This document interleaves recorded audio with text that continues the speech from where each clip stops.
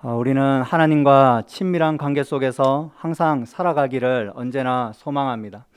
예배를 드리면서도 하나님의 그 속삭임을 듣기를 간절히 원하고, 찬양을 통하여서도 하나님의 임재를 그렇게 경험하기를 우리는 항상 갈망합니다. 오늘도 많은 성도님들이 이 예배를 드리기 위하여 이 자리에 나온 것이 하나님과 친밀한 교제를 하기 위하여 이 자리에 나온 줄로 믿습니다.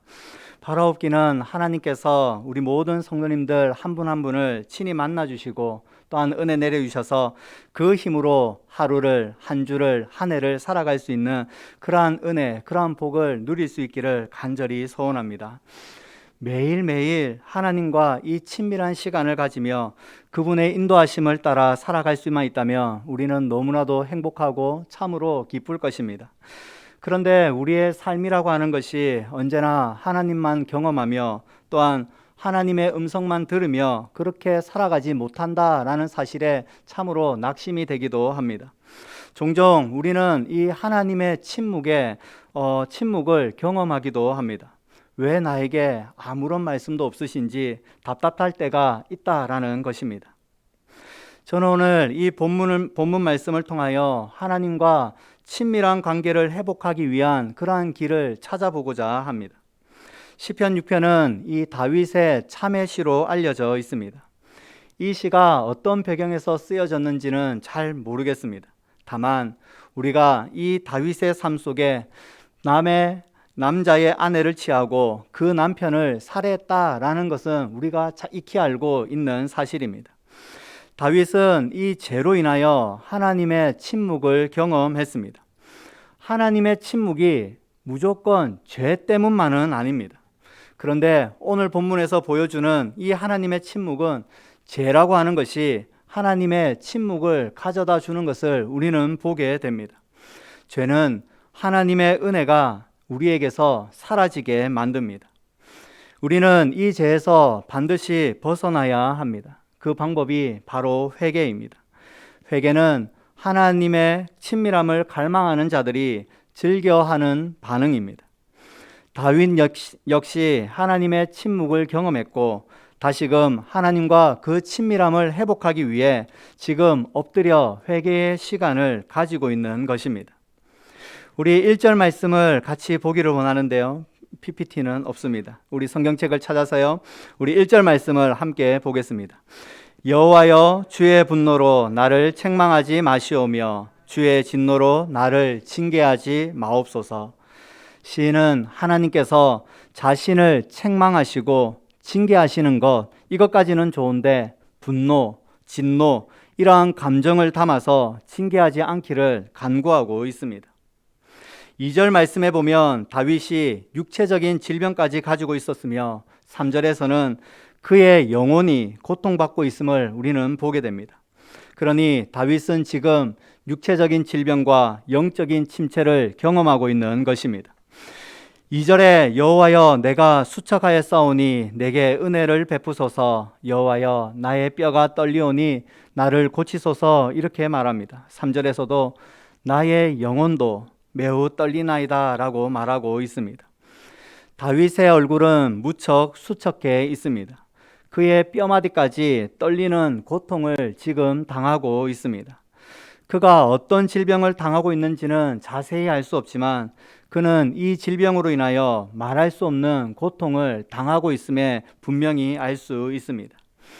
육체적인 질병이 너무나도 고통스러워서 죄가 생각이 났는지 아니면 죄 때문에 질병이 생기게 되었는지 우리는 잘 알 수가 없습니다. 하지만 이 육신의 질병으로 인하여 하나님과 멀어질 수 있다라는 사실을 우리는 보게 됩니다. 우리는 때때로 마주하게 되는 많은 질병으로 인하여 깜짝 놀라게 됩니다.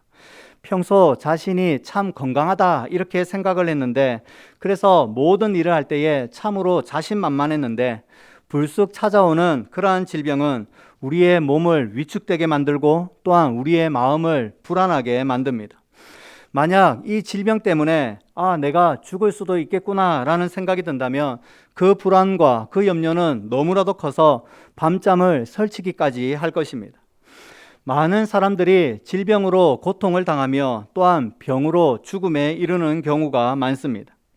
최근 2, 3년 동안에 이 코로나로 인하여 사망한 사람이 국내에서만 어제까지 6,588명이라고 합니다. 전 세계적으로 확대해 보면 어제까지 560만 명 정도의 사람이 사망을 했다라고 기록하고 있습니다. 우리나라의 10분의 1 정도 되는 그러한 사람들이 코로나로 인하여 죽었고 그 숫자는 앞으로도 계속 늘어나게 될 것입니다. 코로나를 비롯한 많은 질병이 우리를 두렵게 만듭니다. 저는 20대에 이 피가 부족해서 중환자실에 입원한 적이 있었습니다. 그날 이 새벽에 많은 사람들이 우는 소리 때문에 잠에서 깨어났는데 중환자실에서 어떤 분이 숨을 거두었던 것입니다. 사람이 이러다가 죽는구나 라는 생각을 그때 처음 했습니다. 육신의 질병 그 자체가 죄다라고 말씀드릴 수는 없습니다. 육신의 질병을 안고 살아가는 것이 죄 때문이다 이렇게 말씀드리는 것은 아닙니다. 그런데 그 질병 때문에 그 문제에만 너무나도 집착하고 그것으로 인하여 의기소침해지고 무기력해지며 불안해하며 염려하고 있다면 그것은 점점 하나님에게서 멀어지는 신호인 것입니다. 다윗은 육신의 질병뿐만 아니라 영혼도 매우 떨린다라고 호소합니다. 그는 지금 영적인 침체를 경험하고 있습니다. 죄로 인하여 그리고 육신의 질병으로 인하여 그는 멀어진 그 하나님의 부재는 다윗의 영혼까지 피폐하게 만들었습니다. 육신의 아픔이 때로는 이 영혼을 메마르게 합니다. 육신과 영혼은 서로 영향을 주고 받습니다. 육신의 질병이 이 영혼을 고통스럽게 만들기도 하고 영혼의 피폐함이 육신을 아프게 만들기도 합니다. 그러니 지금 이 다윗은 죄와 육신의 질병과 영혼의 피폐함으로 지금 하나님께 호소하고 있는 것입니다. 이제 다시 1절 말씀으로 돌아가 보겠습니다. 다윗은 간구하기를 하나님의 침묵이 자신을 향한 분노가 아니기를 그렇게 간구하고 있습니다. 육신의 질병이 하나님께서 내리시는 진노가 아니기를 간구하고 있습니다. 그냥 아버지께서 자녀를 사랑하며 내리는 징계이며 책망이었으면 좋겠다라는 간절한 바람입니다. 아버지가 자녀를 참으로 사랑하기에 더 믿음 안에서 성장하기를 바라고 아버지만 전적으로 붙들고 살아가기를 위해 그렇게 책망하시고 그렇게 징계했으면 좋겠다라는 호소입니다. 하나님께 회개하고 하나님께 엎드릴 때에는 이 하나님의 사랑과 긍휼하심을 기대하는 마음이 있어야 합니다. 하나님께서 분노와 그 진노를 거두어서 은혜와 사랑으로 책망해 주시고 징계해 달라는 그러한 간절함이 있어야 하는 것입니다.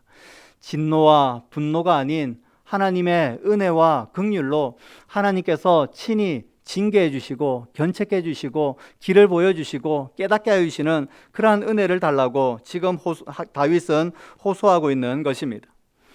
우리가 침체에 빠지거나 또는 죄에 빠지거나 질병으로 고통을 당할 때에 우리는 쉽게 하나님의 진노 때문에 하나님의 분노 때문에 그렇게 고통과 질병과 아픔과 고난을 당한다라고 생각하는 것을 쉽게 떨쳐버릴 수가 없습니다. 내가 죄를 지었기 때문에 하나님께서 분노하시는 것이지 내가 잘못했으니까 하나님께서 분노하시는 것이지 이렇게 생각하기가 쉽다라는 것입니다. 그런데 우리가 붙들어야 하는 것은 하나님의 사랑과 긍휼하심입니다. 하나님의 사랑과 그의 긍휼하심이 없다면 우리는 그분께 기도하러 나아가는 것조차 허용되지 않을 것입니다. 다윗은 계속해서 하나님의 사랑을 붙들며 기도합니다. 4절 말씀에 여호와여 돌아와 나의 영혼을 건지시며 주의 사랑으로 나를 구원하소서라고 기도합니다. 여기에서 중요한 표현이 돌아오소서라는 표현과 주의 사랑으로라는 표현입니다. 시인은 주께서 돌아와 달라고 그렇게 요청합니다. 수많은 고통과 마음의 병과 영적인 침체로 힘들어하는 시인은 하나님을 향하여 속히 돌아와 달라고 그렇게 호소합니다. 우리에게 정말로 힘든 것은 여호와 하나님께서 계시지 않는다라는 그러한 생각입니다. 하나님께서 계시지 않고 나와 함께하지 않는다라는 생각 때문에 우리는 염려하고 불안해합니다. 이러한 고통을 끝내는 방법은 여호와께서 다시금 돌아오는 것입니다. 물론 하나님께서 늘 우리 곁에 가까이 하시지만 심적으로, 정서적으로, 영적으로 멀어졌던 그 하나님께서 다시금 돌아와야만 참된 회복이 있는 것입니다. 그분을 찾지 않았고 그분의 상 가운데에 모시지 않았던 그러한 삶을 회개하며 그분께로 돌아가고 또한 그분께서 돌아와야 함을 지금 호소하고 간청하는 다윗의 모습을 보게 됩니다. 그리고 그분의 사랑을 언급합니다.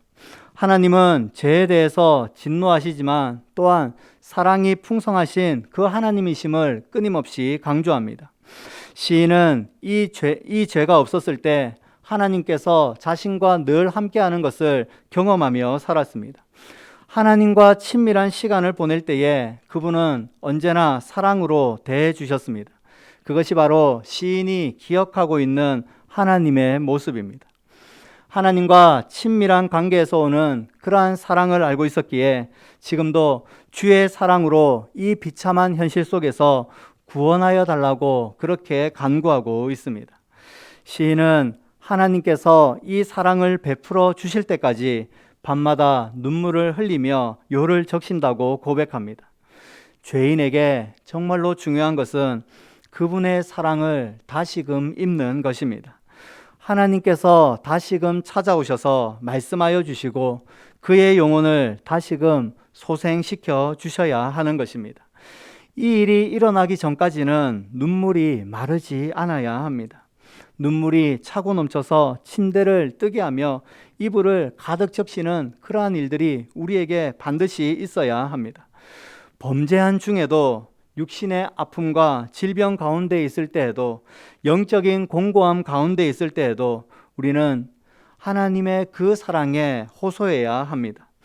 하나님께서 그의 풍성한 사랑으로 다시금 은혜를 베풀어 주시고 찾아오셔서 이 친밀한 관계가 회복되게 해달라고 그러한 간구가 우리에게 있어야 합니다. 죄 용서함에는 하나님의 사랑이 전제되어 있습니다. 그분의 한없는 사랑이 우리를 죄에서 건져주심을 기억해야 합니다. 8절에서 10절까지의 말씀을 보면 시인은 슬픈 하소연으로 시작하였으나 이제 기쁨의 찬양으로 끝을 맺습니다. 시인의 영혼이 회복이 된 것입니다. 그의 심령에 커다란 기쁨이 생겼습니다. 왜냐하면 하나님께서 자신이 간구하는 그 기도 소리를 들으셨기 때문입니다. 우리 8절 말씀과 9절 말씀 함께 보겠습니다. 악을 행하는 너희는 다 나를 떠나라. 여호와께서 내 울음소리를 들으셨도다. 여호와께서 내 간구를 들으셨으며. 아멘. 아멘. 죄로 인하여 견딜 수 없는 그러한 시간을 보내고 오랫동안 눈물로 밤을 지새우며 하나님의 용서와 하나님의 은혜를 구한 그 시인은 마침내 하나님께서 자신의 울음소리를 들으시고 간구를 들으시고 기도에 응답하시는 그 하나님을 경험하게 된 것입니다. 하나님의 은혜와 그 하나님의 사랑을 경험하게 되자 이제 시인은 일어나게 되고 회복하게 되었습니다. 시인이 어디에서 이런 확신이 생겼습니까? 그는 기도 중에 이러한 확신을 경험했던 것입니다. 극심한 고통이 있었고 극심한 어려움과 위험 속에서 그는 기도함으로 말미암아 확신을 가졌습니다. 하나님은 들으시는 하나님이십니다. 그의 풍성한 사랑은 우리의 기도를 반드시 들어주십니다. 그분은 긍휼을 베푸시기 원하시기에 우리의 간구를 들으시고 찾아오셔서 친히 만나 주십니다. 죄로 인하여 고통스러웠던 날들은 이제 사라졌습니다. 이제 하나님께서 주시는 그러한 평안함으로 안식을 누리게 된 것입니다. 질병이 다 사라졌는지 저는 모릅니다. 시인도 거기에는 신경을 쓰지 않습니다. 왜냐하면 여호와께서 들으시고 응답하여 주셔서 다시금 하나님과 친밀한 관계를 맺게 되었다라는 사실에 시인은 기뻐하고 있기 때문입니다. 육신의 질병이 하나님께 범죄하여서 생긴 것이 아닌 것을 보여주는 것입니다. 그렇기 때문에 육신은 신경 쓰지 아니하고 자신의 기도가 응답되었다라는 사실, 하나님께서 마침내 찾아오셔서 자신에게 은혜를 베풀어 주시고 그 풍성한 사랑으로 다시금 자신의 영혼을 회복시켜 주시는 그 하나님을 경험하기 때문에 이제 그가 들으심으로 말미암아 시인은 기뻐하고 있는 것입니다. 우리는 때때로 이 죄가 주인이 될 때가 참으로 많습니다. 그래서 죄가 원하는 대로 우리는 이끌려 이리저리 다닙니다. 때로는 우리는 너무나도 연약해서 이 육신의 질병에 참으로 몰두함으로 말미암아 이 질병이 주인이 되어서 벌벌 떨며 그렇게 하나님을 몰아내기도 합니다. 그런데 우리는 다시금 하나님께 돌아가야 하는데 그분의 사랑을 의지하여 돌아가야 하는 것입니다. 그분은 우리에게 진노와 분노만 내리시는 분이 결코 아닙니다. 그분은 아버지가 자녀를 징계하듯이 훈계하시는 분이십니다. 그분의 마음에는 사랑이 풍성하시고 그분은 그 자녀가 잘 되기를 원하며 그의 인생 가운데에 하나님의 은혜를 경험함으로 살아가기를 원하는 간절한 마음을 가지고 계시는 분이십니다. 그분은 우리가 더 나은 믿음을 가지기를 원하고 이 세상을 살아갈 때에 견고한 믿음을 가지고 살아가기를 그토록 원하시고 축복하시는 분이십니다. 그의 사랑이 변함이 없으시기 때문에 범죄한 가운데 있는 우리들을 그분은 여전히 사랑으로 베풀어 주시는 것입니다. 우리는 어떠한 상황에서도 이 주님의 사랑을 붙들며 간구해야 합니다. 죄가 우리의 삶 가운데에 들어와서 이 죄로 인하여 몹시 낙심이 되고 낭망이 되고 영혼까지 피폐해지는 그러한 순간을 경험할 때에도 우리는 하나님께로 나아가야 되는데 두려움으로 나아가는 것이 아니라 긍휼이 풍성하신 하나님, 사랑이 풍성하신 하나님, 그 사랑을 기억하며 그분께로 달려가서 그분께 회개하며 그분의 자비하심을 구하며 다시금 변함없는 그분의 사랑을 내려달라고 호소해야 하는 것입니다. 그리하면 그분께서 다시금 찾아와 만나주시고 회복시켜 주실 것입니다. 우리의 기도와 우리의 간구를 들으시며 반드시 응답하여 주시는 하나님이심을 믿으시기 바랍니다. 우리 모든 성도님들이 항상 하나님과 친밀한 그 관계 속에서 기쁨과 감사로 하루하루 살아갈 수 있기를 간절히 소원합니다. 하나님께서 저와 우리 모든 성도님들을 변함없이 사랑하고 계신다라는 사실을 항상 붙들면서 그분께 기도하고 간구하고 호소할 수 있는 그러한 성도님들 다 될 수 있기를 정말로 소원합니다. 그분께서 반드시 응답하여 주실 것입니다. 멀어졌던 하나님께서 다시금 찾아오셔서 만나 주실 것입니다. 그분의 풍성한 사랑이 우리 귀한 성도님들의 마음 가운데에 가득 채워주심으로 말미암아 마침내 하나님께서 내 기도에 응답하셨다고, 내 기도 소리를 들으셨다고, 나에게 말씀하셨다고 그렇게 확증하고 담대하게 일어서는 시간이 있을 거라 확신합니다. 오늘 하루도 우리를 너무나도 사랑하시는 그 하나님을 기억하면서 조금 더 그분께로 가까이 나아갈 수 있는 우리 모든 성도님들 다 될 수 있기를 주님의 이름으로 소원합니다. 아멘.